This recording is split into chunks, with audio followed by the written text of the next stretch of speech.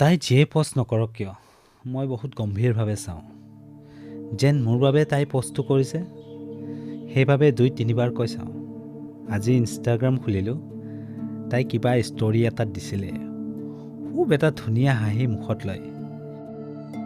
এনেকুৱা লাগিল যেন হাঁহিটো মোৰ বাবে আছিলে।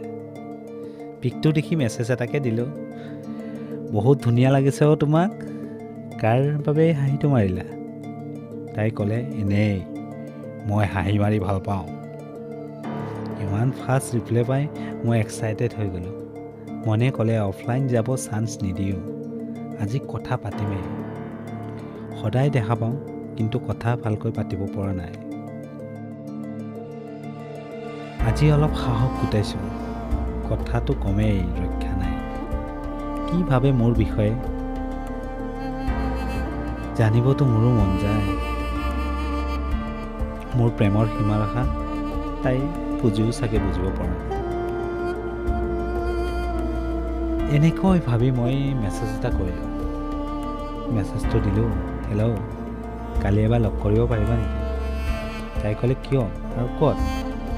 মই ক'লোঁ, মোৰ মনৰ পথাৰত তোমাৰ নামত শস্য ছটিয়াবলৈ।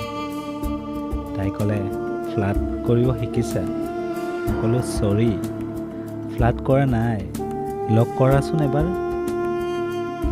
তাই ক'লে, না বাবা, মই তোমাক লগ কৰিব নোৱাৰোঁ, আৰু মোৰ টাইম থাকিলেই দিয়া, মই তোমাক কিয়নো লগ কৰোঁ, কি কথা আছে ইয়াতে কোৱা।